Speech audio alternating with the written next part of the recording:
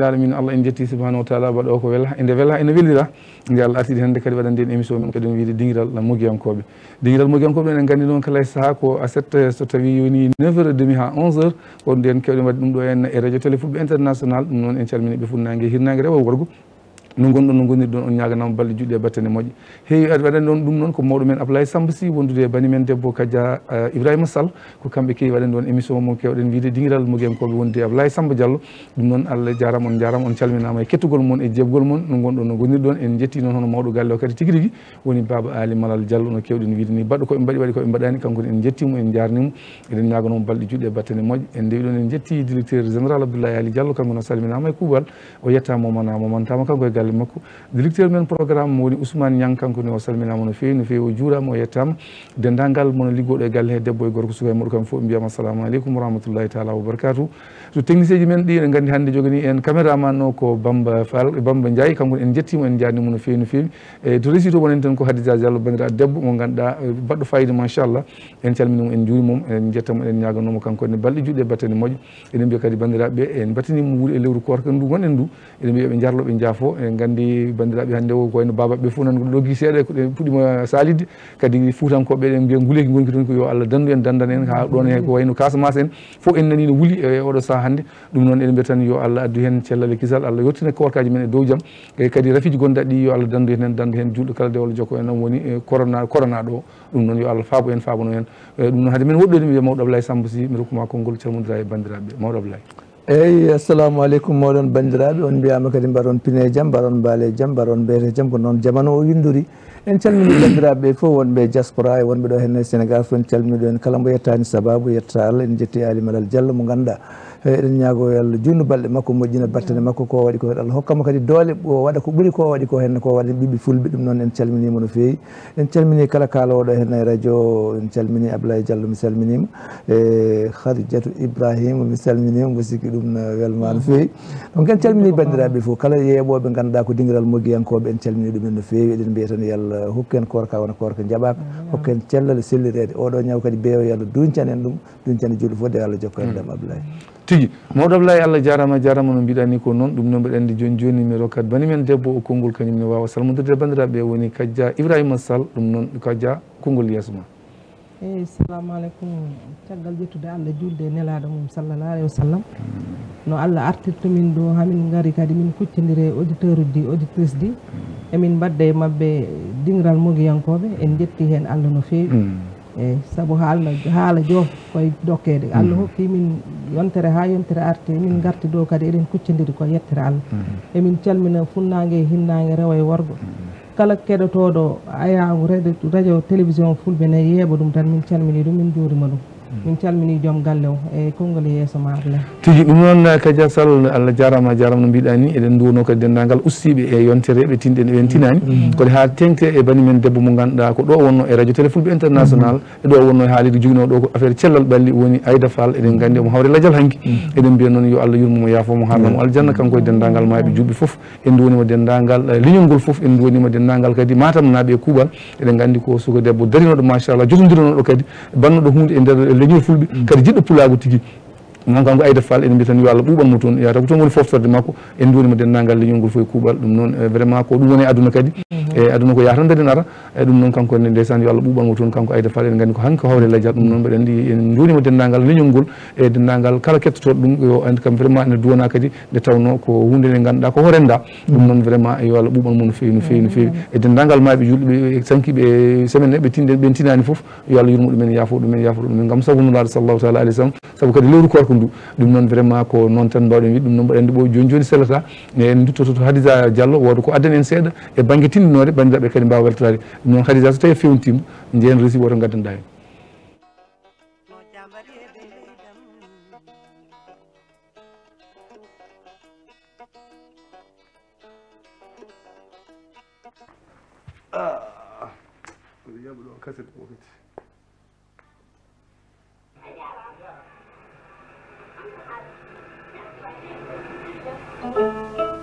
assalamu aleykum ina wona bayi i boye mbaɗa Allah yiɗam mawɗum Baye Sala bismillah badal de alhamdulillah xaargal bismillah jot la am na Modou xaargal alhamdulillah xaargal sama an c'est comment ngay liggéey liggéey wax ah oui sa yi sona samedi dimanche en ngalata ɗum laari min komi coɗɗo cassette vidéo halpulaare alay dewgal présidagal e guilne kanko tan paami mboɗo yiya te won cuuli golni nen laade somi yiɗum tan ko min kanko tan wiideme cassette ko kanko tan jaɓatmi ko voilà justement o moni oɗo ah yan anda oɗo non boy o cuuli wadde faɗi fayida oɗo minen jeyɗa leegal gotal holtoni galle amen o notto téléphone ala haala tan billahi wona caaka non andene funtama mais walla mi yiyama laade min mboɗo jari baye makko korke diallo wiyete leegal amen o hoɗi très bien oɗon jiiɗa dewgal tan jiɗiri mum te min somi yimo tan e cassette kanko tan jaɓami laade voilà way rokkam numéro makko ala so tawi ko gonga e ma tan mi rokkete joni joni numéro téléphone makko kallen rokkam 25 eyyi 14 39 hakkude ma ala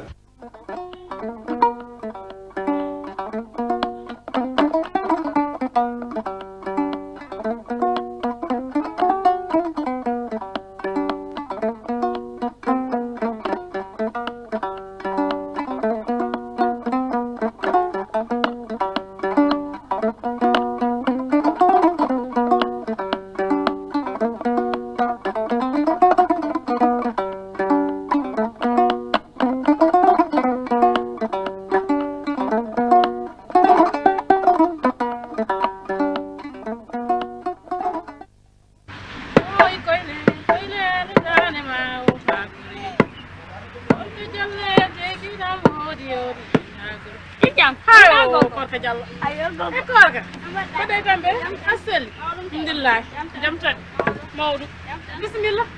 Jol. Badai sampai. Alhamdulillah. Ih, for umi dani ya? Ko galle ngum ni ah iko bar ko jam kay ko yaayam nelno kam ga o yem armi halan ma cuddungu haytam cuddungu be do be kayti min de kam jango jogorno mi dawut mi halni jom gallam bimis tan so fini mi dawo mi yahata cuddungu to ni bayde haytama non i Allah jarama o wi so nangama tan nyalom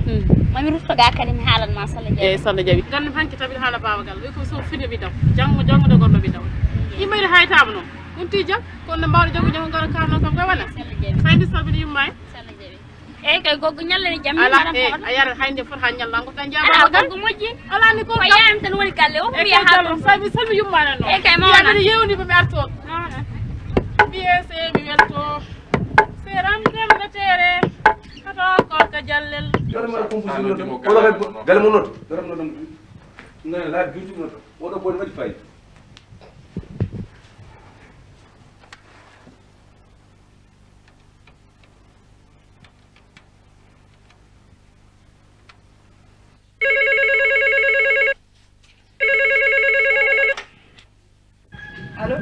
allo mbada jam tan Modou ko an hoyon Ablaye Diallo ngonmi ko Espagne quoi mo joguno la bon cognomi korko Diallo dara noddema no ya noddu mami noddi joni nani mami mi coupa après mi noddi nani mboɗo fadi mo ndiayo yawno sen ngonmi ko Espagne nani eywa ok merci jarama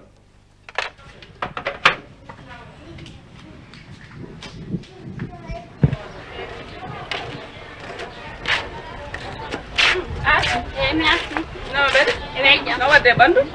ko de bandu ko no wiye o sellay o samari de ndax taw mon ko ma sotta ka sulam ma ko bad gorga salam alaikum maïsal gorga na téléphone o wina yaar jon nak ana fatta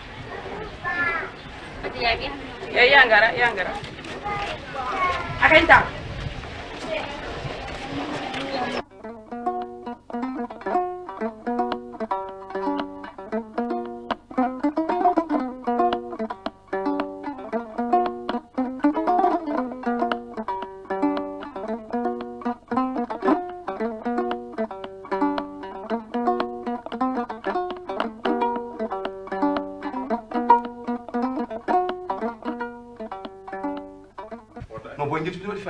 anda bima ko ni bayda yidirane makko face à face ha joni mo jiwon fay Sénégal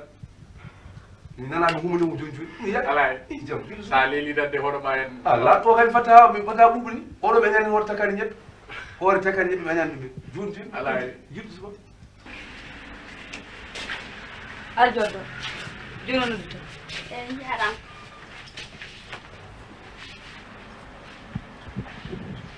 dara ma ko sel dum jewto on kadi mi nottinma foti a foti yaade wona waɗani waɗani noon walla ma tawmo ɗo namata pose walla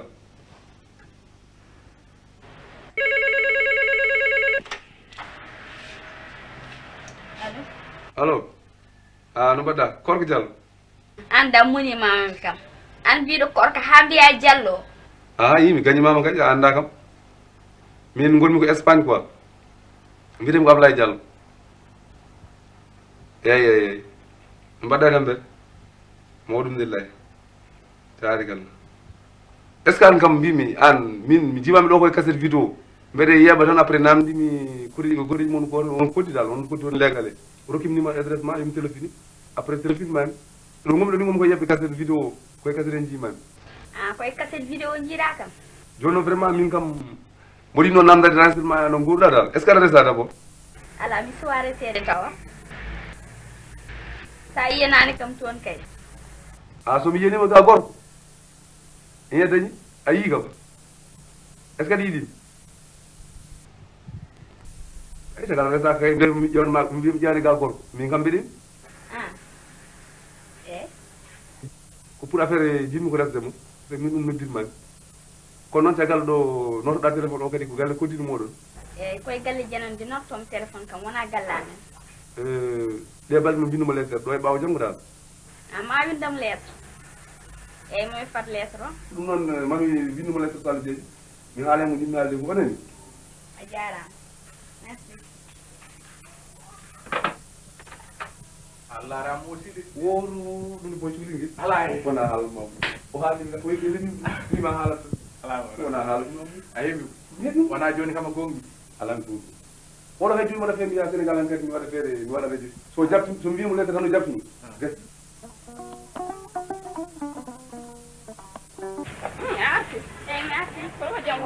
Diallo vraiment weltanama tigui eɗen gandi ndeɗo tinnore kadi ko lewru ala fayode ko tinnore ɓoyde seeɗa meɗen sikki tan so hedde 94 fonno wadde faade joni eɗen gandi ha joni nana rulla ndeysan ko noon tigui kadi goram won wonɓe hen tawanoɓe hande o eɗen gandi cuuɗi mo leppi leydi ko wayno Baba Labba eɗen mbiya yo Allah yurmomo yafomo ko wayno Houley Ba en eɗen mbiya ɓeɗo foof hande duttima e jomumen eɗen mbiya yo Allah yurmoɓe yafaɓe yo Allah ɓuɓanɓe toon kadi ko noon woni aduna eyyi ɗum noon vraiment ko tinnoje ɗe ganduɗa kadi aussi wonko haalata par ce que histoire mo ganduɗa wonɗo sa ƴeewi ɗum on sanga ko noon yimɓe hewɓe ƴamratno ga rewɓe eyyi a wonat caggal leydi banda waɗe ɗo ko wayno Yangue walla goɗɗum kaset o nawe toon aray bandiraɓe on gonayi yebde mbiya hen suka debbo ne ñanti ha yooɗi tan jarabe ƴettuma mbiya aɗa yiiɗimo ɓe jiɗɗama oɗo jaranma an noddude yiilade numéro makko ha adresse makko ha keeɓa ɗum téléphone a jokkodira e makko ɓe jokkodirta e makko ɗo hankkadi ndewa ha jaranma diwde toon gara ga pour de resde mum waɗa noon caɗele nde tawno caɗele ɗe ko caɗele jiiɗama tan koye yawo wona gandal tigui rigui wona kadi andude hol kanko e holto ummi ala ko yidde yi tan e image a yimo a jaribama e makko naata hen janggo jaam montatma caɗele donc eɗen gandi mami wasa woɗɗude hen mi rokka on ononne wasata ko jiiɗon hen pour ha mbawon tan famde histoire o so tawi mawɗo Ablaye nani kono wawi taw yejjitimo donc gandon kam hol fandare makko mawɗo Ablaye mbiɗa andi wonko eyyi ɗuɗɗa famde hen joni histoire Ablaye aɗa andi histoire o andi en kala ñande fof mbiɗen kala ko mboggiyanke waɗi tawata won ɗo wanno te kadi oɗo jamanu ko ɗum ɗo wonno wonɗo moƴƴini hen wonɗo bonni hen woni holɗum won ni resdirɓe hen won haalduɓe téléphone hono ni jiiya ɗum e cassette e ha jiiɗa ɗum ha gara ɗo ha ndesa ɗum en jii ɗum en jii kadi resa kadi juutani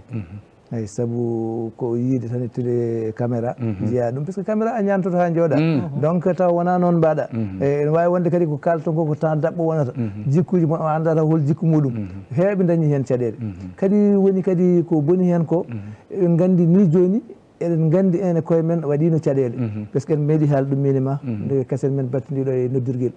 wonɓe ganduɗa joni tata kamɓe ɗiɗo ɓe gonta e suudu an joni a haali aɗa yiɗi ga neɗɗo ɓe mbaɗa haut parleur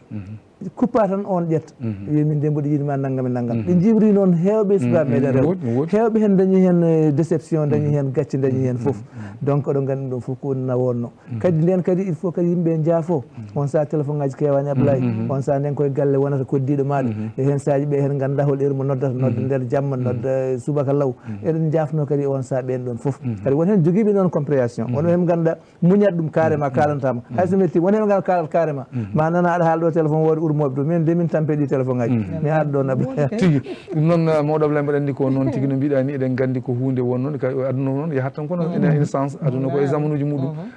donc Kadia Sall anne mi rokkuma konngol sa faami tinninore nde holko nde yahata e holko nde yiiɗi haalde donc anne wota ko gadduɗa hen seeɗa eyi Ablaye Diallo ko mbiɗon ko tan tinninore nde waɗi duuɓi kono ha joni won tan ko maale mum joni wonko waɗi ɗum remplacé kono foof ko gotum nden ko ni wano neɗɗo yima e cassette théâtre beela ɗum waɗa feere ha lijjita do heɓat ma a faami nodduma no mbiɗon ni tan dewle mbaɗama hen goddum waɗama hen anani walla kadi hayso wona cassette aɗa waɗa théâtre inde tan cassette inde cuddugu tan walla inde jiiya hen neɗɗo tan mbiya aɗa weeli ɗum joni noon lomti ɗum ko WhatsApp joni saabu neɗɗo joni a yiyata ɗum aya mum tan e télé tan mbiya aɗa yiiɗi anda jikku mo anda beele ko ɗon wayi saabu maquillage joni a yiyani minen joni sa waɗi maquillage tan a wontan neɗɗo goɗɗo ɗum ko erreur mawɗo WhatsApp uji ɗi joni kadi mi nanna hen ɗum seeɗa tan joni neɗɗo ne ƴetta profil mo ganduɗa ni wona kañum waɗa hen jomum sikka ko on ƴettuma less a faami ɗum ne woodi joni ko WhatsApp lomti ɗum ɗon joni a faami te kadi koɓe mbiyata ko koɓe potat ko joni no wiyete mi anda portable uji ɗi won application moɓe mbaɗata hay sa cofdo kay a yooda aɗa andi ɗum ɗon foof ko erreur min wima noon won application mo ganduɗa ni sa fotama hen kay mbiyata ko oɗo ko en tan jari mbeɗa ɗum ɗon foof ko erreur eyyi tinninore nde vraiment ɓooyi kono ha joni ne waɗi fayida no fewi tigui ɗum noon mboɗa andi ko noon no mbiɗon ni ko noon tigui aɗa andi ko hunde foof yadata koye pinal mum woni sinap voilà hunde foof yadata koye pinal mum hunde foof yadata koye e gonka muɗum e rendu muɗum on sanga ɗum ɗon yaranno ɗon ko ɗon yimɓe jaranno e gandal mumen walla e gueɗe mumen ko ɗon jaranno ko yiide neɗɗo e nder cassette tan jaranma jaribede muɗum ha jaranma wadde hen jawdi ma tawa anda ɗum goho a anda ko boof ɗiɗi a anda ko laƴowo tati a anda ko janowo fof nani hen fof nani hen mais an han kadi a jaribama jiiɗa mbaɗa hen jawdi ma yaha nder jiiya hen ko mettuma walla Allah artirma jiyama mbaɗa découragé walla kanko yima kanko ne o andama kanko noon anda holi an ko haalnimo tan o yi gonɗa ko caggal leydi omo jariba e won gabbon joguiɗa o naata o naata hen e Ablaye Diallo mi fera konngol ma ay ko mbiɗa ko joni won dañdo hen probléme gorko o kañum ni ko debbo woni jiiɗo gorko o taw welaka wimo ɓe kalde ha o wimo jabboɗa kam aéroport aɗa andi no arande mbimami o wonno koye ɗuminde ladde voilà eɓe kalda téléphone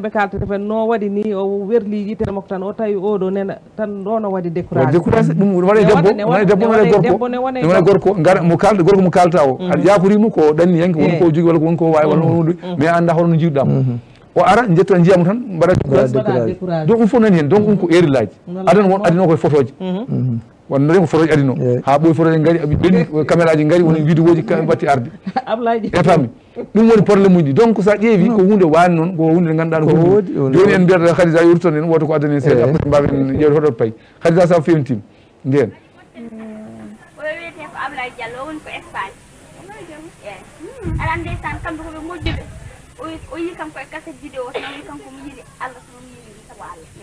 yiide neɗɗo e cassette vidéo tan an tan ɗum watte téléphone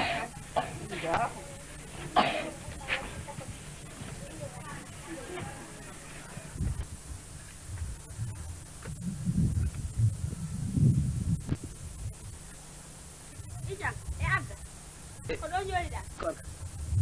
mbaɗa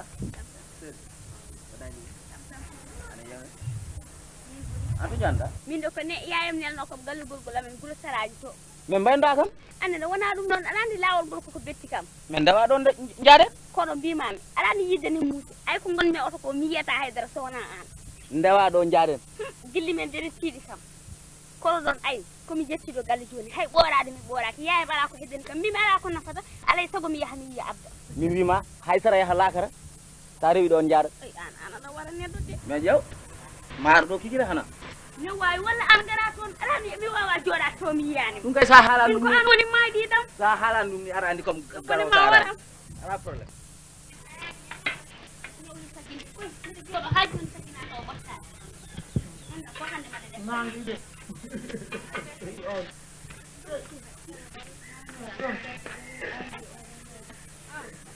e kay jaram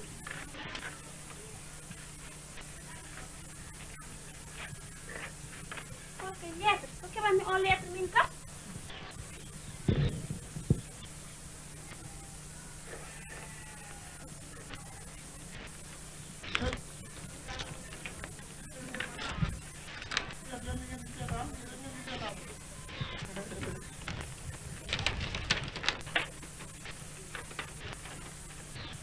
ko min Ablaye Diallo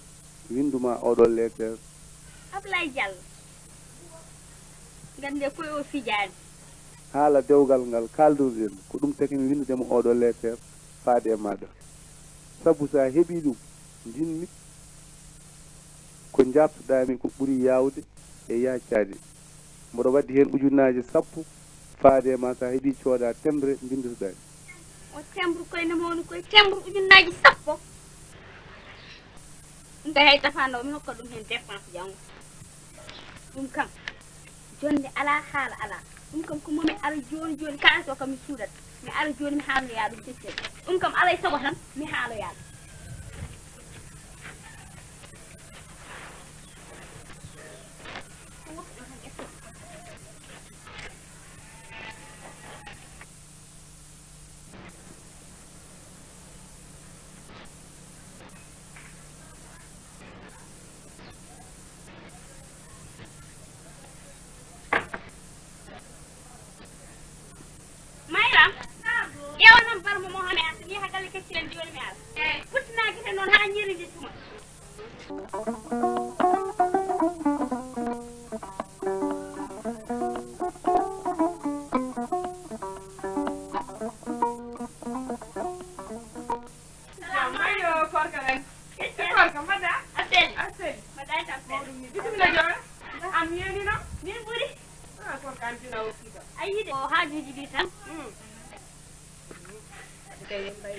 kono noon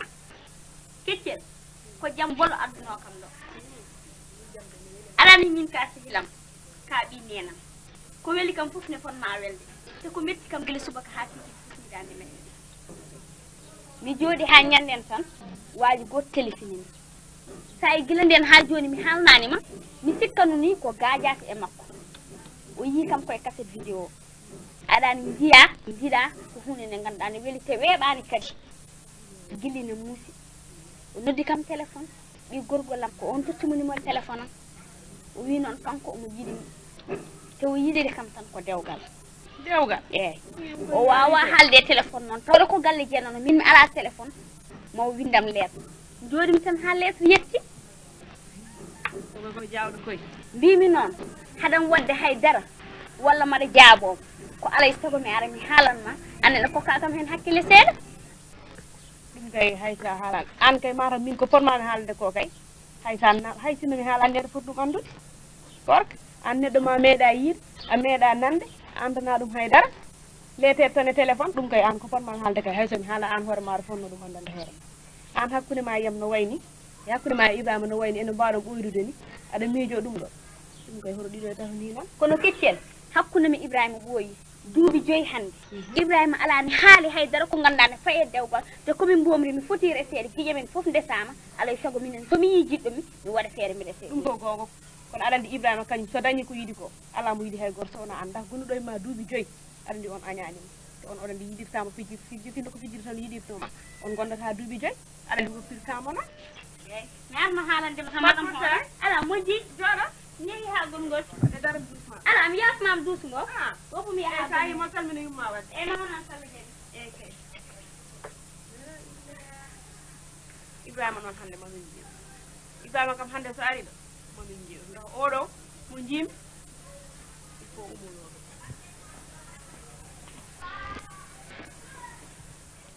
Allah jarama Khadija Diallo en beltima no fewi kadi nde jebɗen ndeɗo tindinore eɗen gandi ko hunde nde kewɗen wiide ko hunde wande fayida nde machallah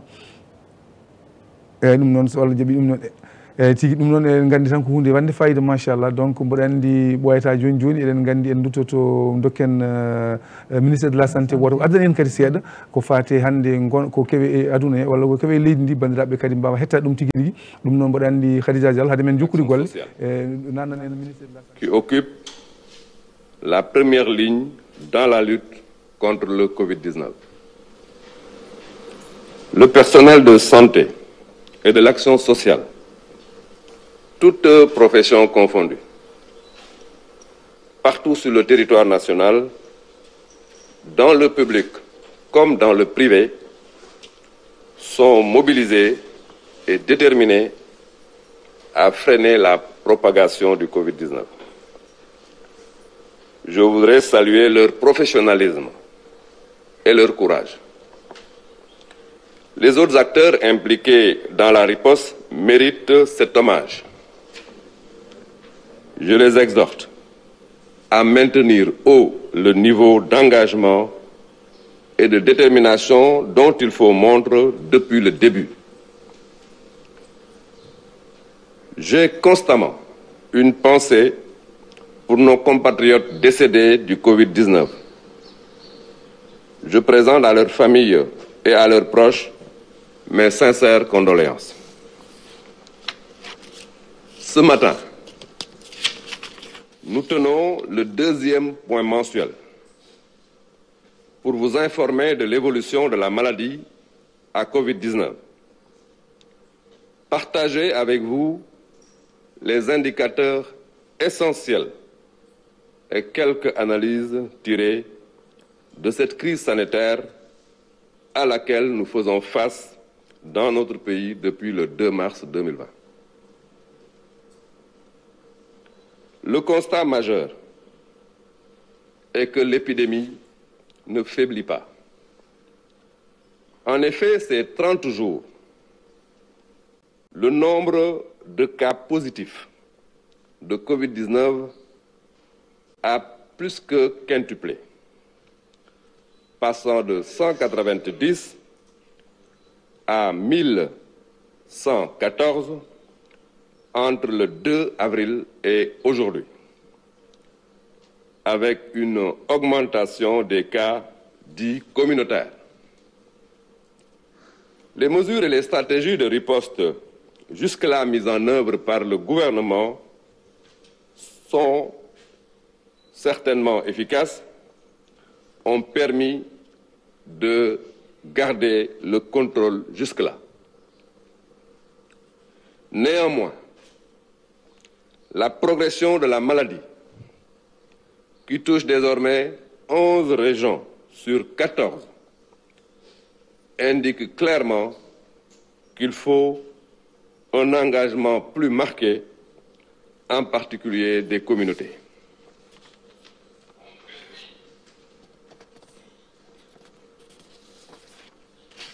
Seule une application très rigoureuse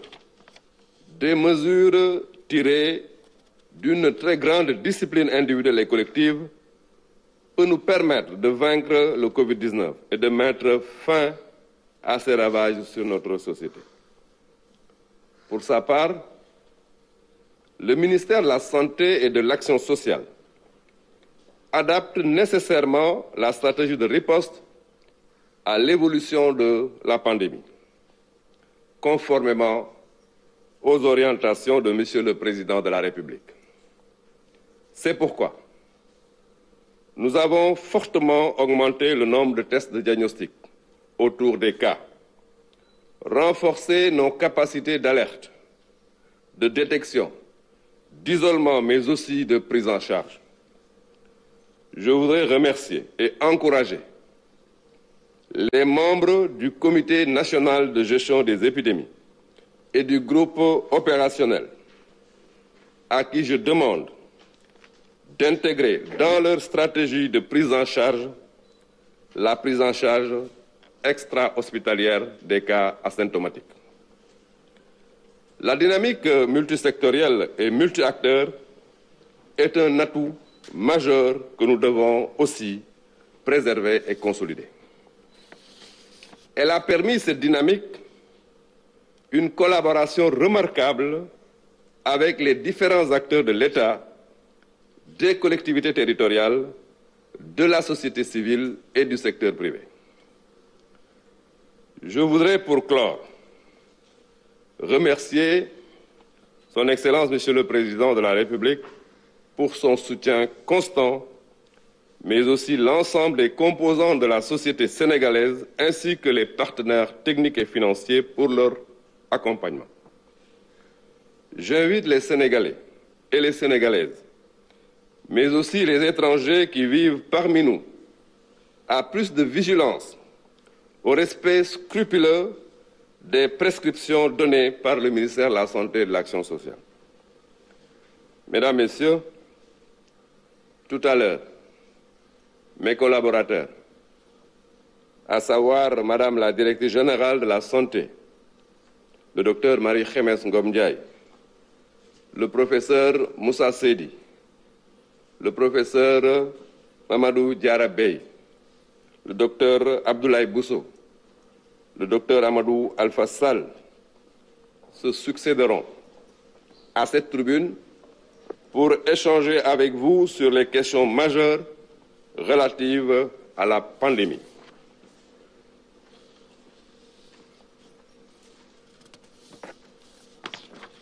maa ngi nuyu sénégalais yépp di wax ne tey mooy le 1er mai ku ko dégg xam ne mooy feetu travailleurs yi bon nag li may jëkke mooy nuyu travailleur u système de santé bi yépp ak action sociale di leen jaajëfal di leen wax bonne fête mais surtout di rafetlu bu baax seen taxawaay personnel u santé de l'action sociale fépp fu ñu nekk ci réew mi ak service bu ñu mën a nekk taxaw nañ bu baax pour wane seen jàmbaar ba tey Sénégalais yëpp naw ko bon dëgg maa ngi leen di féliciter bu baax maa ngi wax ne tey yeneen acteurs yi xeex bi du xeexu santé rek xeex bu Sénégal yëpp bokk la ñu ngi leen di aussi jaajëfal di leen remercier ci seen taxawaay bu ñu taxawee fii di wax nag suñu xel day dem ci juróom-ñeenti nit yi génn àdduna ci Covid-19 bi ñu ngi leen di ñaanal suñu borom yóbbu leen àjjana tey nag lañu am ñaari weer ci xeex bi boo ñu taxaw ak yéen ci ñaareel bi yoon pour waxtaan ak yéen waxtaan bu gën a yaatu jox leen lépp loo xamante ne yaakaar nañ ne war ngeen ko xam ci riposte bi ñuy def li ñu mën a seetlu mooy que ne feebar bi delluwul gannaaw parce que nag bi ñu tàgg ak yéen fii ñu ngi woon ci 2 fukki cas ak juróom-ñeent fukk tey romb nañ 1,000 cas bon nag mën nañu wax ne delluwul gannaaw dafa gën a yokk lépp loo xamante ne nag dañu koy def bu mbir mi yokkoo tam mën nañ seetlu ne ba fi ñu ngi téye mbir mi contrôler ko échappé guñ loolu nag ñu siy féliciter bépp acteur bu nekk ci riposte bi képp koo xamante ne yaa ngi jàpp pour que ñu xeex Covid-19 beneen jàngat bi mooy que ne léegi fukki région ak benn mbir mi yegg na fa bon nag 4 région rek ci réew mi ñoo amagul Covid-19 bu ñu seetloo loolu mën nañu wax ne li ñu mën a génne ci mbir mi mooy ñu respecter bu baax li ñu digal mais li ñuy wax communauté yi ku nekk ci quartier ba nga nekk nga jël mbir mi mu nekk sa mbir. Ministère de la santé et de l'action sociale chaque fois bu mbir mi évoluer day changer ay stratégie am adapté ko méngale ko ak fi mbir mi tollu méngale ko ak changement yi ñu gis ci feebar bi méngale ko ak taxawaayu jàngoro bi loolu yëpp nag ci ndigalu président de la République moo tax tey ñu ngi encouragé bu baax comité national de gestion des épidémies di leen féliciter di féliciter aussi groupe opérationnel bi ak képp koo xamante ne yaa ngi nekk ci dispositif bi ci orientation yooyu am na benn bu ci bees bu ñu leen di yëgal mooy demandé nañ comité national de gestion des épidémies ak comité opérationnel bi ñu dugal ci seen jumtukaayu xeex lu ñuy wax prise en charge extra-hospitalière des cas asymptomatiques mooy képp koo xamante ne da nga am cas te amuloo symptôme mën nañ la jël en charge foo xamante ne du hôpital ñuy wax ne dynamique multisectorielle mooy lu ñëpp bokk muy lu ñëpp di yëgoo que muy système de santé ak beneen système nekk na loo xamante ne mooy doon atu majeur bi xamante ne mooy tax ñu gañee mbir mi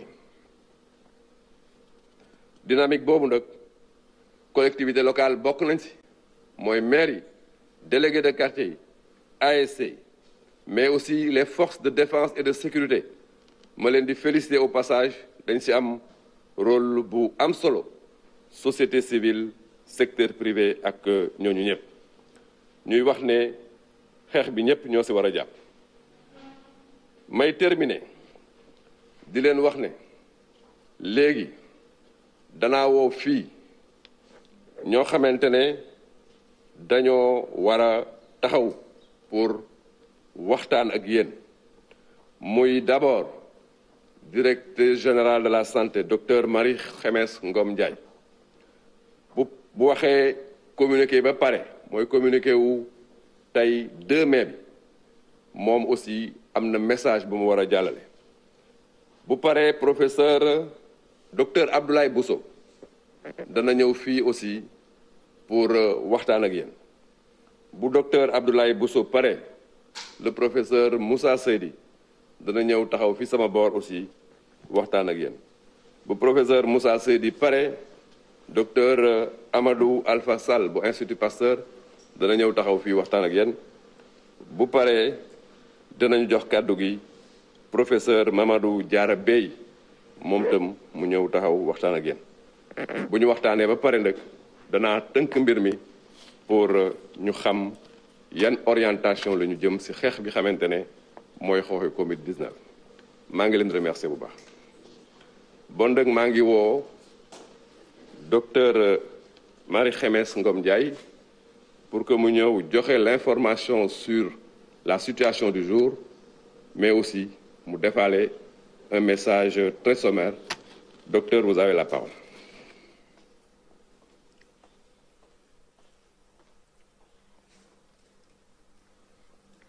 Merci beaucoup, Monsieur le ministre de la Santé et de l'Action sociale. Bonjour, Mesdames, Messieurs. Communiqué numéro 62 sur la situation de la pandémie Covid-19 au Sénégal. Ce samedi 2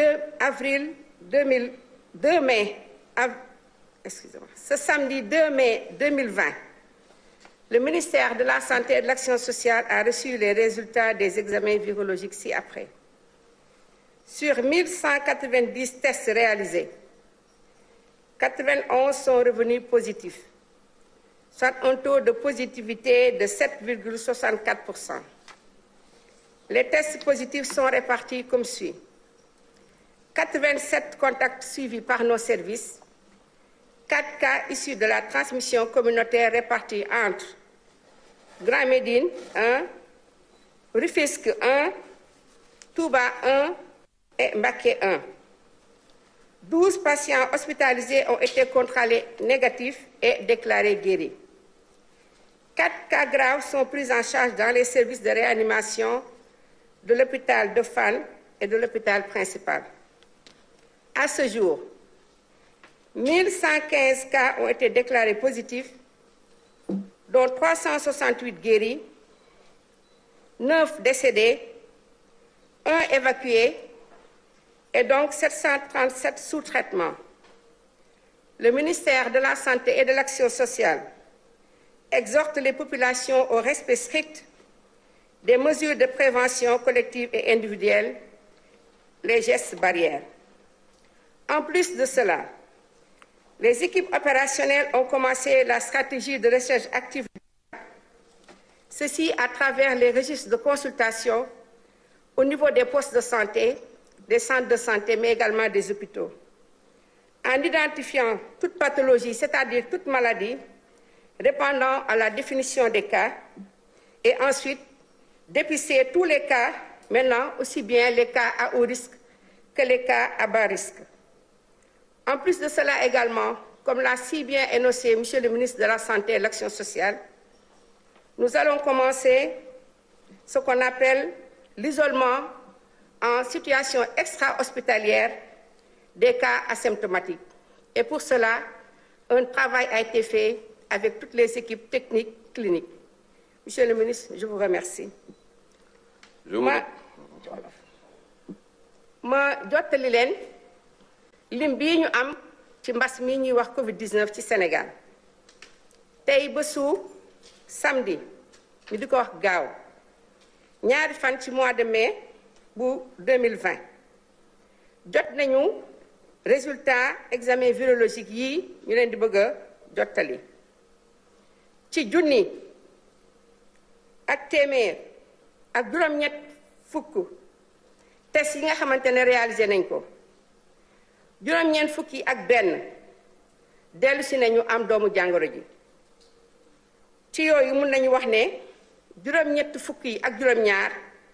mooy li ñuy wax contact mooy yi nga xamante ne suñu bërëbu liggéeykaay ñoo koy saytu ñeent ci ñoom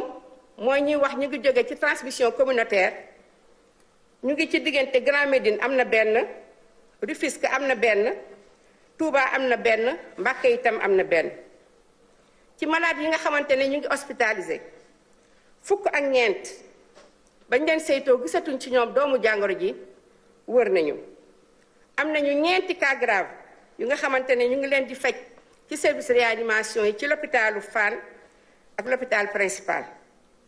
ñi nga xam ne ñoo tëdd foofu ca hôpital yeneen yi seen wér-gu-yaram mi ngi am tan ci bésu tey bii ñu natt ko ne am na ñaari weer bi nga xamante ne mbas mii ñu wax Covid-19 dugg na ci suñu réew ñu ngi toll ci junni Diallo Allah jarama weltanama no feewi no feewi kadi mbeɗen ndi en kettima ɗo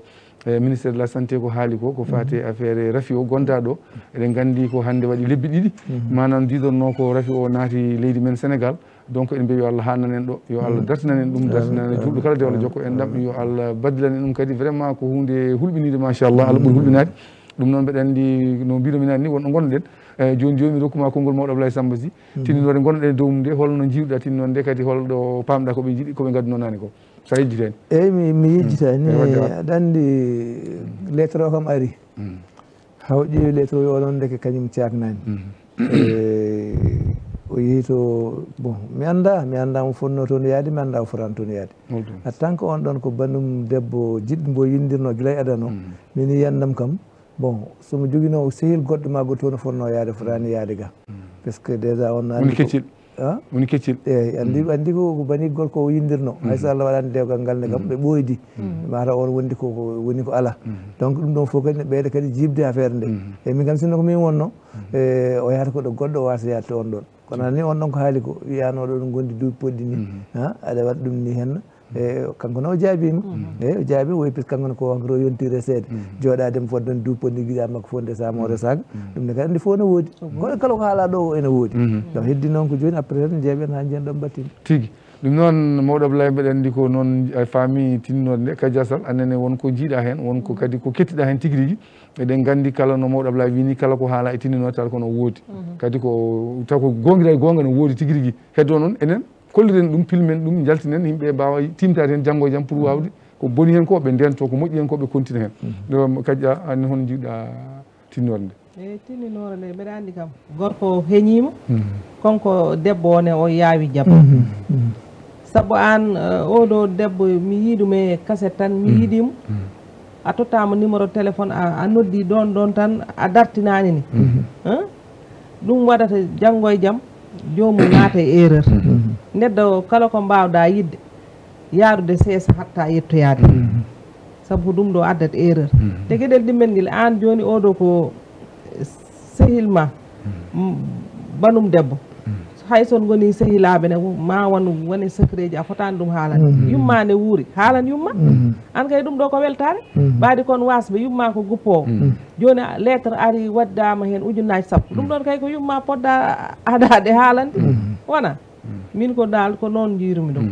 tigui eyyi ko noon jiiruɗa ɗum mbaɗa andi kankone o ko haqqille makko o jaggui ko keccel koɓe sehilaɓe ɓe ɓoydi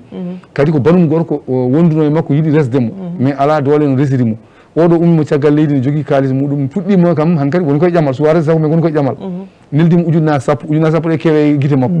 par ce que alano haydara no mbiɗen ni koɓe miskineɓe Allah mais kalis ari kanko noon Allah wallimo ko debbo ko labtuɗo mo yonti yiɗede gorko waɗi jaribama makko yiiɗimo anda hol situation makko anda gurdam makko anda jinnam makko anda fofoof makko kono noon yiiɗimo o resimo yiiɗi resdemo kam fuɗɗimo neldemo kalis kalis o heeɓi ɗum ɗo o wi oyno ko sehil makko tigui rigui o yawa haalna ɗum bon min yiyandam sa yi o haalnoyi on ko atan koɓe sehilaɓe o yaari toon ko so haalni ɗum e mbetema femme andude wonde aha kanko de o dañi mbiɗo resamo te caggal mawnumo o yala ko resdimo wiyamo aha aɗa wawi resede kanko wiyanmo ko min toon jaarumi haqqillam toon yaari ko toon noon o wiyatamo ni e bon min pour min ko noon toon kanko ɗum nayimo toon yiyandam ko sehil makko mo andi tigui rigui emo andi mawnum ala mawnuɗa ɗo noon caggal ala kanko dañi mbiɗo resamo o wiyamo a caggal de o ala an dañi mbiɗo resamo yo rese ɗum nawnomo toon e haqqillam min yiyandam donc ko noon kono no jiiɗon ni kadi aussi kadi ne wawi wonde donc ha joni mbiɗenam ko Khadija Diallo e wonko addani en seeɗa tinnode ƴeewen kadi holto payi Khadija sa fewnitima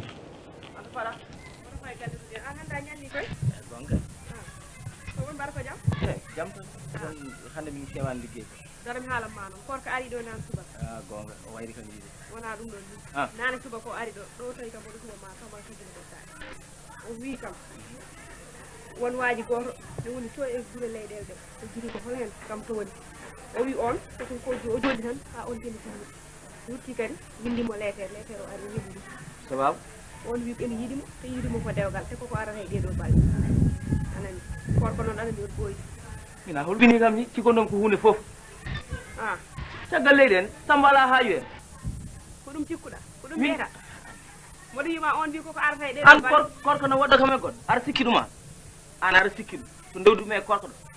ko ɗum cikkuɗa an ƴeew yantin ay ɓen ko Samba ala haaju en ɓen hoto hullumen ni jaggu ɗum ɗum ala probléme yow ala probléme goɗɗo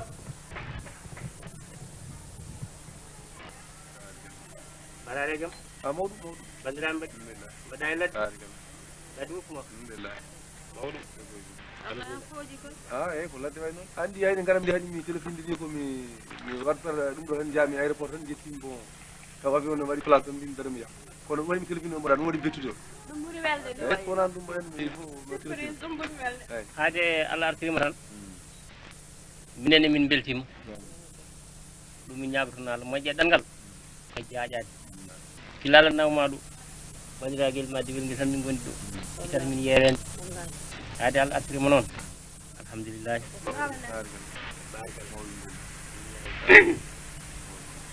annone hina affaire toɗo baba ɗum waɗi mbalmi ɗum ni min kay waɗa hen feccere kaso haade Abdoulaye arti tan weltiman kadi mi ñewde waɗanta ɗum minata kene jaaɗa omo tinni noon kanko ça va min mi woni dal mi heɓani yarɗata joni min kewani yarde ɗum jaggu ɗum de min kewani ononni ko litto kewɗo littoɗo min jara hoto tawi hata no jaruɗa tay hawtede affaire no ɓuuri bon ɗum ɗon mbeɗa yettimo nder wuuro seeɗa mi arta e mbeɗa yatana ha mi arta jamma tan ɓuura fof tan seeɗa wonɗum wiyan e voilà nayi fam yetto nder wuuro mi arta eyyi mbiɗa ara noon mi hirsa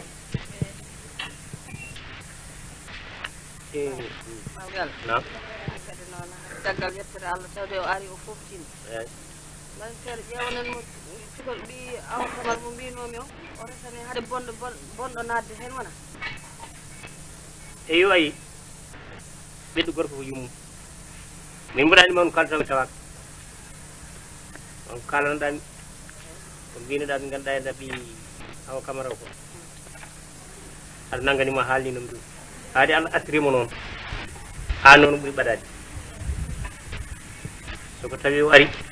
oɗon mbawi haaldude hen mbawi jettinton mi haala kata kon gayni mbaɗami ɓiɗɗo gorko no waɗe yummum mi jettinton mi haala kata kon gayni te so sakkanaka feere ɓeɗo ko ladde tan gandi ina mbawi wadde ko hay goto anda sono jiirumomi ni ko way kono wonko yiite nder ladde he ɗum noon mbaɗa feere dañanenmo debbo ko yaaci gila o bonani somi dañi ɗum ko ɗum ɓurani mata nene ko ɓi ko biyetene takko on kay on no yonta on kam mbiɗa yiɗidemo Ablaye ko haalade o dañi he ala ko wiyata dañi on ɗum no moƴƴi gandal gawri guiƴi moon ɗon kay sen dañi ɗum ari ɗo hen wallahi yettere on so yalti galle yeehi on ma heddu ɗum wallahi alhamdulillah salamu aleykum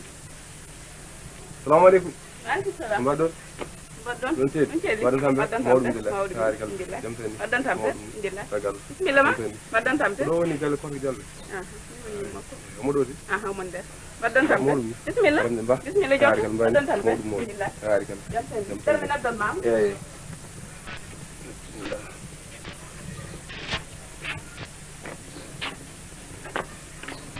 mbaɗa ko mbaɗa tambe mawɗum jallo mbaɗɗon tambe haari kal mawɗum dilla bisimilla ma mbani mawɗum ijam an koye monima sam koye eyyi wondi ko annako min anduma wiide korka ha mbiya Diallo an laaɓi hol an noon min woni Ablaye Diallo Ablaye Diallo mbaɗa e tampere mawɗum dilla jam tan mawɗum jam tan i mana garɗa hanki jamma garmi hanki jam jamuto jambolam dilla haari kal nene nene na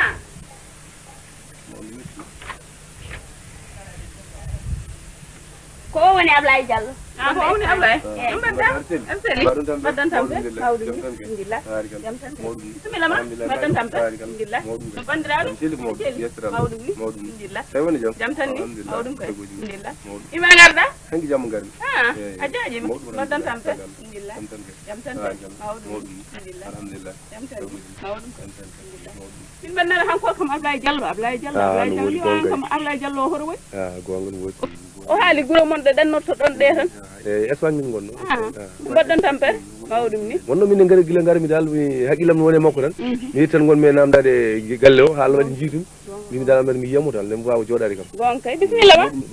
mawɗum mbanima haari kala mawɗum saɗa mo accitma e korka wadde jewtuɗo nene nawor poto bisimilla ma wanima bisimilla ma alhamdulillah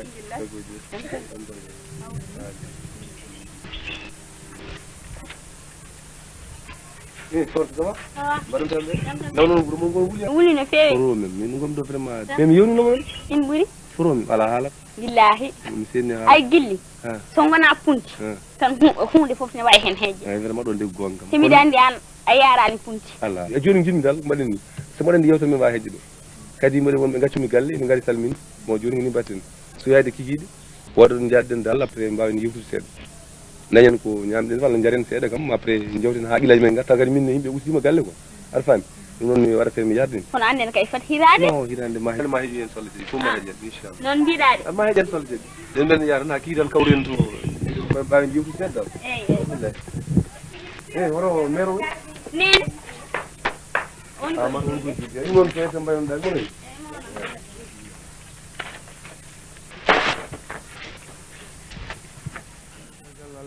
jarama weltanama tigui machallah kadi en jeeɓitininoɗe nde e kadi en paami e joni kam Allah addimo o arti kadi ɓe jidiri face à face e joni kam heddi ko ƴeewen holtoɓe paayi kadi holkoɓe keɓori addande renndo ngo nde tawno no mbiɗen nani ni fof nani hen ari e jomum tan mbaɗa découragé ay ɗo joni ɗo gorko ari e galle he ene wawi yiide galle o ni hoore mum waɗa découragé walla tawrimo ni kanko kadi omo wawi yiide ɗum o waɗa découragé donc fof nani hen ina sahe fawe no fawe sahe eyyi ɗum noon mawɗo Abdoulaye mi hakkilma konngol ani ƴewano ko jiwɗa gueɗe ɗe eyyi aɗa andi ko mbiɗa ko fof ko gonga kono andi kadi ndeysan andi neɗɗo moni fof no yiɗana fortude fata e hoore mum andi kanko wonko addimo addimo ko wonmo yinde no haw haaldi kono ay nde wettini aɗa yummo yiɗi waddemo yummo yiɗi waddemo koye ganduɗa ko sehil mum voilà ne jogui ɓiyum ɗum kam nana e meɗen kadi aussi pina tan takkana tekkel ɓinguel wiya oɗon kaari tan dokkanmi ɗum ɗum fof no woodi donc haali ko yidde makko no ay heddi heɗe ko gorko ko yiɗi ko eyyi joni ɗum waɗi mbiya toujours dewgal ko heewi no ara hen Abdoulaye ɗum heewi addude ɗum mbiyeɗa yaafa ɗo paya ɗo ma Allah naata ɗo ganduɗa ɗa fotani nadde ma Allah wooda kolla gara kolla doole min komi ɗo mbaɗanni heewi tan jibinde ko wayni en ganduɗa ɗo fayi kono jehen tan ha yeeso donc ɗum ɗon fof nani hen kadi on jii kadi nden noon kadi o arti kankadi ala ko woni miijo makko ala ko woni yam sowona yiide suko debbo ɗum addim voilà o mim o yeehi galle mumen o yeehi suko debbo ɓe jaɓɓimambo foof ko holno mbiruɗani kana wawi wonde on wawi wiide jam ɓe deke no jirum fof deke no wayi ñantade e wawde yodde caméra e foof deke ko ni way déjà aɗa wawi wode ko mbaɗɗa découragé seeɗa kono foof tan jehen ha yeeso Allah tigui ɗum noon mawɗo Abdoulaye ko a famitini noon de kadiasal konngol arte yeeso ma annene kadi e holno jiiɗa ɗo action o joni kanko ummima galle mabɓe yumma koye bamako jaɓɓimomo bisimomo tadi ata e seeɗa tan wi kanko o jahowo mo yaha nder wuuro seeɗa haw arta eyyi donc eɗen gandi addimo ko téléphone o addimo ko mo haaldi o on yiiɗi yeyde o wawi sellude sowona o yii ɗum nde haalɗo boɓe mbiyata ko wonno tawno yidde ene tiiɗi kadi yidde ne heewi doole so tawi a yiiɗi hunde tan kadi hay hunde a nanata a yiyata sowona jiiya ko jiiɗa ko nden tan mbawata fofde donc en paami ɗo joni kanko o wawa deeƴo sowona o yiiye korka o yeehi o yettima korka ɓe kaldi o wi ɗum mbeɗa yiiɗi kikiɗe woɗo ɗo jaaɗen donc kadi holno jiwɗa en tant que debbo kadi en tant debbo eyyi bisimilla tinninore nde ne waɗi fayida no feewi saabu joni konko o reeni konngol makko te kadi o jaribama hankkadi o wawa yiide o wawa nande sowona o ara o yiya ko yiɗi ko joni Allah artirimo e dow jaam gona e duuɓi e ladde gara galle moon hay seconde ni awa hen jooɗade saabu ko hakkille ma ko wiide ko ɗum tan alay saabu tan ma jiiya ko wisda ko joni o ari o yi suka debbo kadi ɓe jewtidi o noddi yummiraɗo e pamdiri kono min gartanmi koye mbiɗa neɗɗo ne wawi adda o yiya galle o ode découragé mais neɗɗo sono yiiɗi neɗɗo a yiyata te kadi saɗa yiiɗi neɗɗo ɓaɗi ko basɗo kolluɗa ko yidde mum ne wawi ni o ara haw yaltineɓe situation moɓe goni o ala no wayata aɗa yiya debbo joni taw koɓe basɓe baleɓe kurum ɓe ngala haydara an gorko gara jaltinaɓe hen mahana ɗumen jooɗo saabu ko neɗɗo kala ko jiɗɗa ne poɗɗi jarandemo hunde fof jiɗɗa ɗum e situation eyyi ko noon jirumi d' accord ko sa yimi faami mbiyami ko exemple ko dokkuma mbiyami ko wawi no ari o yiya o waɗa découragé ene wawi o yiya o continue debbo no wawi yiidemo kañum hoore mum waɗa découragé saabu ko téléphone aɓe kaldi fof ala no wayata eyyi kono Allah ɓe jetti Allah mbaɗi joni debbo ne wayna jaam gorko o kadi machallah couple o ne yaadi ɗum mbimi joni ko heddi noon ko hankkadi est ce que jinnaɓeɓe holto payi joni eɗen gandi wonko heddi ɗo nan nder haade min wadde hen gon goɗɗum en kettoto kañum kadi mbatten haqqille mabɓe kamɓe kadi ɓe ƴeewa holto payi mais hadde ɗum taw eɗen gandi numéro téléphone o nde wawi udditama watta ko 77 mbaɗa 862 06 38 ko ɗon ndewa tan so jiiɗi addude hen jeyanɗe moɗon e nder tinniron nde donc wawi noon faade foof kadi eɗen mbatta wiya kadi toujours kadi bandiraɓe men ɓe ganduɗa ko yeeɓiyankoɓe ko wayno ganduɗa wattuɓe haqqillaji men e émission ngaji men ko wayno Mamadou Samba Ba en ko wayno ganduɗa Maydam Kolel en Diarir Samba Diallo en e Vieux Ba en Vieux Dia en Vieux Dia to Arabie Saoudi ɓe fof hannde nana jooɗi e saluji men ne jeeɓa en tigui rigui machallah no mbattin haqqillaji men eɗen mbiyaɓe tan vraiment kamɓe en calminiɓe en juurimaɓe eɗen ñagonoɓe kadi balɗe juuɗe e battane moƴƴe eɗen mbiyaɓe jokku golle tigui rigui e hettade émission ngaji meɗen mo ganduɗa ko dinguiral mogiyankoɓe ko wayno Aissata Houleye Sadio Amadou Mody en ko wayno Coumba Jaraf en hannde o kamɓe fof ene wiyete e télé ji mabɓe ɓe jeeɓa dinguiral mogiyankoɓe ɗum noon kamɓe fof en mbiyaɓe tan yoɓe jokku golle tigui rigui machallah nde tawno ko kamɓe mbaɗante e kadi kala caggal leydi naɗi ɗo jooɗi e eɗen mbiya ɗum kadi vraiment ene watti haqqille mum e émission ngaji men ɗi en calmini en juurima ɗum en ñaagui ɗum balɗe juuɗe e battane moƴƴe hannde noon en gandi ko kamɓe kam memɗen seeɗa ceeɗal hannde kamɓe e nde wonno ko noon wayi e kadi ko alay saago tan façon ngaji fof meme e nde tawno kala ɗo mema hen woda ko yiya woda ko yalti hen woda ko jangguini yimɓeɓe woda ko findini yimɓeɓe woda ko rentini ɗumen wona yimɓe fof mbayno mais won waɓe ɗon ɓe ganduɗa ɗum tan woni goɗɗe gueɗe mumen noon jiiɗi liggorade noon jiiɗi kadi wawde wurdude e nder gurdam mumen kadi fof nani hen ɗo e wuuro he won woɓɓe ɗum kadi noon tan mbayi aɗa jari ɓeɗo tan jiiya ɗo nde tan jaranma hankkadi kangueɗa mbaɗa fof jiiya ko sukara si wiyata ko gareɗa jara kata kata yakil bis natta yiide nande ɗum fof nana e nder rendoji men donc ɗum noon ko wattude wiide kadi mbatten haqqillaji men tigui rigui e famde gueɗe ɗe no jaari ni donc mboɗo andi ɗon tan ko wayno hande heɗeni bani men debbo Digel Sarr kañumne ko ketto jeeɓowo émission kam so 9h demi yon tan omona kampi Yama Tidiane Sarr en kam fof en calminiɓe kadi mbawi sen jejji kadi bani men kadi koddiɗo men o Falmata Guissé eɗen ɗo yo Allah yurmomo yaafo koddiɗo kadi ko petenajo kadi mbo sikki yimɓe fof mbaɗi hen duuji haalama e fof donc hen eɗen mbaɗa hen fodde men ko koddiɗo kadi ko bandiraɗo Falmata Guissé o semaine balɗe jawtuɗe o sanki yo Allah yurmomo yaafo o rafi o noon ɓooyi o ɓoydi hen kono yo Allah yurmomo yaafomo yo Allah harno balde min ya rabbil alamin non mawɗo Ablaye no mbiɗa ni ko noon yo Allah yurmomo yaafomo harnamo aljana kanko e dendagal mayɓe julɓe en doodi mom nde tawno goram ko ɗum tan julɗo wani bandum e ko duwaw tan heddi hen yo Allah ɓuɓanmo kanko e dendagal mayɓe o tawi tan tawɓe mo toon e ɗum noon ko noon woni aduna yo Allah ken kadi no muñirɗen Allah ken tinoɗen ɗum woni aduna kadi bani men debbo mo ganduɗa woni ko Amérique woni Ramatoulaye Mbodj en gandi kankone ko neɗɗo baɗɗo fayida on vraiment eɗen poti kala jewɗen kayen Ramatoulaye Mbodj eɗen gandi kankone ko neɗɗo baɗɗo fayida kadi battude haqqille mum e émission men mo ganduɗa dinguiral Moguiyankoɓe hanki tan o waɗi kam message o wiyamo vraiment mbeɗa hetto mbeɗa suivre émission ngaji mon tigui kadi inchallah min jokkodiri hen ha woda ko mbaɗuɗen seeɗa ko fati e nder renndo ngo omo sohli ɗum kanko Ramatoulaye Mbodj wonde joom galle makko Mamadou Sall di Lamtoro en calminiɓe en juuriɓe en jettiɓe kanko awrdi dental kawral yontaɓe kanko ardi ɗum kanko Ramatoulaye Mbodj donc en beltanimomo kankone en jetti dendagal kawral yontaɓe fof e kuuɓal e dendagal fedde ganduɗa jaam ɓuuri gardugol Mariére Sidi Nouhou kamɓe fof en calmini en juurima e fedde mo ganduɗa ko leñol Sadio e Mamoudou kamɓe fof en jettiɓe en jaani ɓe tan ɓe jokku golle e wettade émission ngaji men ɓe ganduɗa pinal e dinguiral Moguiyankoɓe kadi e mbadde mbawa dusde ɗum dusdirde muɗum sawno duusoji ɗi kadi aussi wonko ballata hen yimɓe koye mbawa wallude meɗen waɗa hen sponsorship mumen mbaɗa hen gueɗe men ganduɗa mbaɗi fayida machallah pour émission ngaji ɗi mbawa wuurde donc aɓe mbeɗɗa erango nde mum fof wattata hen haqqille muɗum watta hen kadi vraiment gueɗe mum tiɗi mbaɗi fayida ko wayno ganduɗa sehil men guiɗo men habibu men kañumne ko neɗɗo kadi ko gendiyanke tigui rigui e kañumne eɗen gandi ne mbatti haqqillaji mum tigui rigui e nder émission ngaji men kam foof ene suivre ɗum no fewi no fewi en jettimo woni Abdourahmane Sylla kankone ko ɗo woni e Maris ɗo kanko Abdourahmane Sylla ko neɗɗo baɗɗo fayida machallah kanko en calminimo de passage en juuri mum eɗen mbiyamo yo jokku golle kala émission men baɗɗo guila e comisi omon waɗi ɗum mo rigini ɗumen sa jooɗi hande o neldere o jooɗi wima yo hayto donc ko baɗɗo fayida machallah Abdourahmane Sylla ɗum noon en beltani mum en jettimo en jarnimo ɗum noon Kadia Sall mi rokkuma konngol woto ɓeyden seeɗa haade men uddi ɓoggol mum salminde tan wonɓe caggal leydi ndi saabu mawnam nen toon ne wiye Oumar Hani Sall beydare diagraphe Mboya kamɓe ñande foof ko ɗum tan ɓe suivre dimanche foof hawma samedi foof ko émission amen tan ɓe suivre ne wonde Nenne Camara e Ndeye Fall e Amnat Thion kamɓe foof calminama e Houley Ba on ko calinajo ne wonde joom galle mum kamɓe ñande foof sa hooti ɓe kolle ɓe neldete photo eɓe suivre ɗum noon kadi ko yettere Allah sen jooɗima ɗo kadi eɗen mbaɗa émission hay goto yeeɓani min noddani kadi watta sens emin calmina kadi Fandiaye kañumne ko heɗotoɗo ko noddowo emin mbiyaɓe tan wotoɓe jejjit dusde ƴewtede ko ɗum hokka ɗum ɗo émission o doole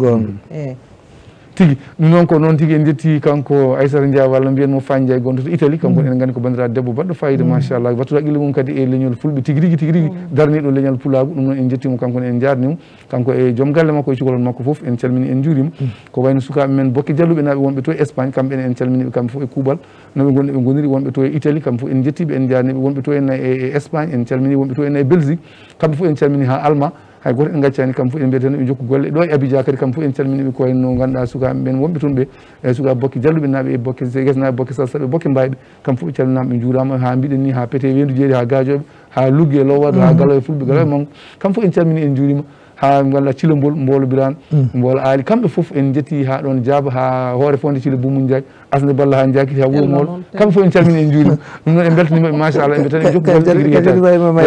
ɗum noon ko noon tigui ɗum noon hay sen jeeyi ga hay sen jeeyi banggue jumdonde machine toore en gaari hen gamaji en calmini dendagal ko wayno korosma Guédé Santhie en Guédé village kamɓe fof en jettiɓe en jeeyi Donna en jeeyi Mboyo Jeeri Mboyo Walo kamɓe fof en calmini ɗon ha manan didorno ha no Allah wino goni Agnam Towguel en jettiɓe en jarniɓe ɗon ha korosma Tréji kamɓe fof en calmini en juurima dendagal tooro fof wadde en calmini en juurima en mbiɓe jokku golle tigui hettade émission ngaji men ɗengiral Moguiyankoɓe ɗum noon mboɗo andi tan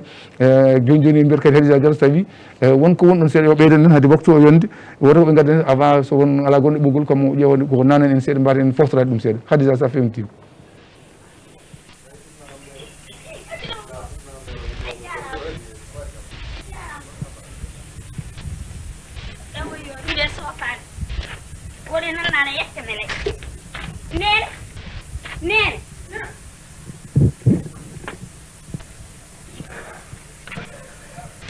Ablaye wa o hoti joni no wani samare tawani juula ba joɗa ka hitto dade ɗo ujunnaji joyi ma yasot goro jam ɗum hewani ujunaji ɗi kanko e mandaji o waɗanno ɗi tan kay yoni sabu guila mo wi o yinma ha joni ko kanko jogui en ko jambar koye d'accord ko an kam joni no gorɗa e makko min kay joni nene ko mbawɗa wiide fof ko ɗum ɗon kono noon min suwa tawa kam haalande tawa haydara o wi ko hande mawo noddam hirde so noddi kam hirde noon ko wawi kam wiide fof mi artimi haalanma eyi so Allah jaaɓi wadde minne mbaɗa yaha galle keccel en eyi yagara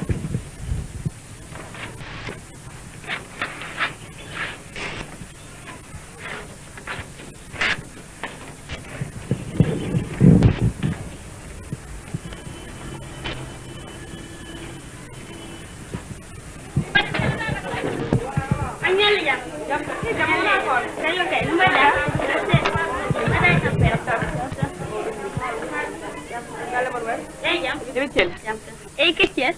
mi arno haalandema tan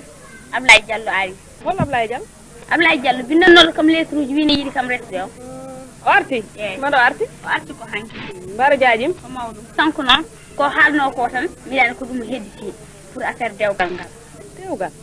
o haalani kam o wino ko hande yomi armo hirde ko wawi hen wonde foof min kalda gasa ko waɗateno waɗe gasa ha joni korka an ko ni jogorɗa wadde Ibrahima an ko ni jogorɗa wadde min korka eyi keccel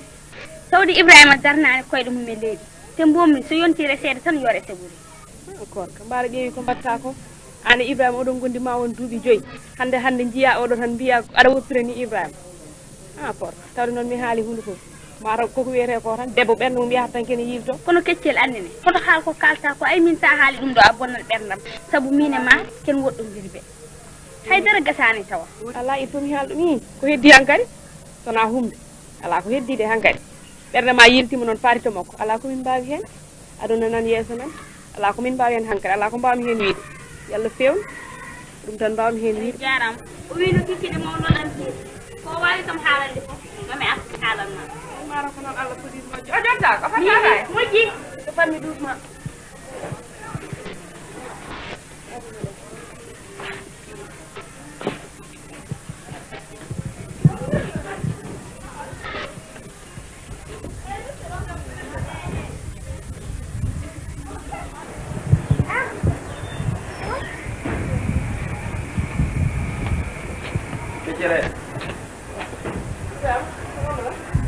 Janor Seck. Kay arga mo suñu.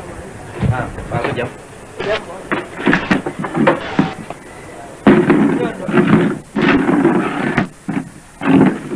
Ya wen. Barko jam. Ibrahim. Ko seere jimbe mon haalande. Korka arino do. Anani. An ko ndutlo mi sana.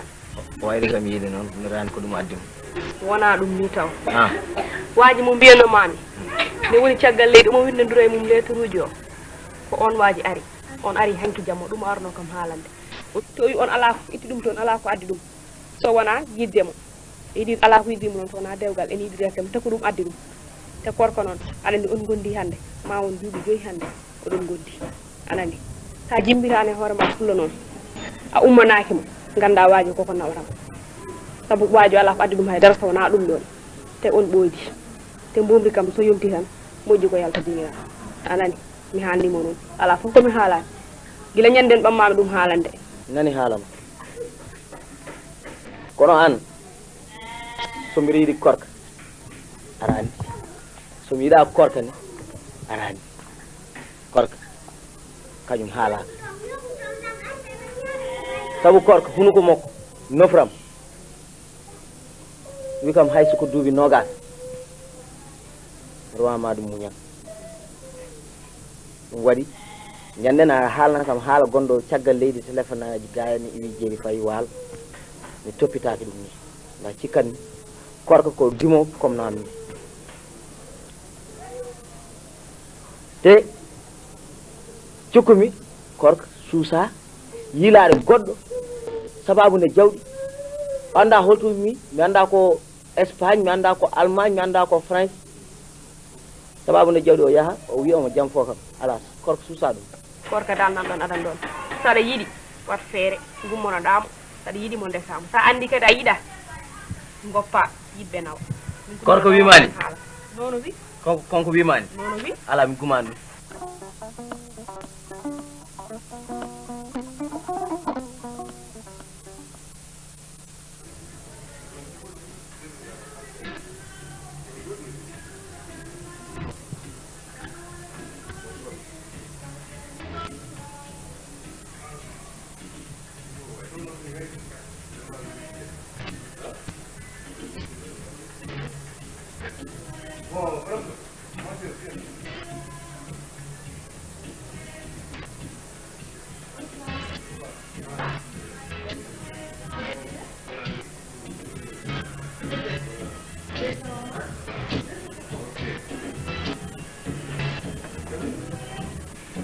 rendi tawi yahen garga en ko ɗo ɓuuri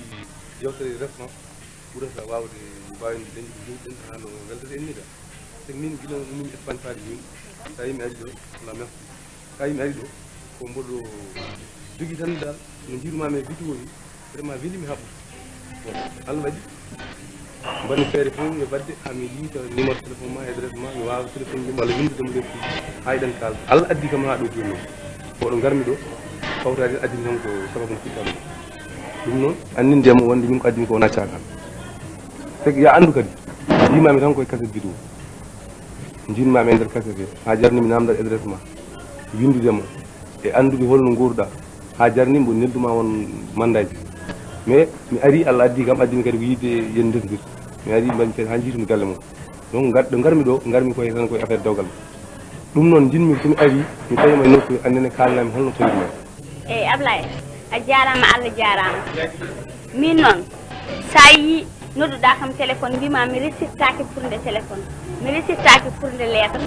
hewɓe ne mbaɗa noon tawa ndesata anani min noon a yi galle amen a yi yayam ko min tan e yayam gondi te min miɗa ñaagui Allah kala jiɗɗomi tawa ni yiɗide kam basalam ngal te ni yiɗide kam no gondiri me yayam ni debbo noon mbaɗi mum tan ko resede gonga eyyi kadi fawtade hen gueɗel gotel mbaɗa namdo so tawi a meeɗi resede walla a meeɗa resede ala min noon meeɗa resede a meeɗa resede ala ala kadi mo kaldunoɗa haala ne resma walla oɗon jindiri walla ko way noon eyyi won mo jidnirnomi ha wine resa kam on min gondima on duuɓi 5 mi wiya kam fat tan debbo noon so jooɗima e dinguiral ha yonti dinguiral fat tan fotani ɗum joƴƴinde minne ko ɗum taki somi yii jiɗɗo kam resde tan ko alay saago min jaɓatmi tan ko yomi resta mi wawa faddemo tan kadi eyyi caggal a wawa faddemo sa ummima ɗo en koosi ya galle moon jewtida e jinnaɗo ma kalanaɓe addimi ko wona cakan min somi hooti mami haalana jinnaɓam ko wayno wonde fof on sanga ganden no mbaɗirɗen so ɓe mbaɗi hen ɓe jaaɓi ko mbiɗen ko ɗum kam min ɗum tan addi so won koɓe cali hen kadi on sanga kadi tawa ko Allah hoddirani eyyi so Allah jaaɓi somi hooti mami yewtude ɗum e yayam ko wawi kam haalande foof mami haalande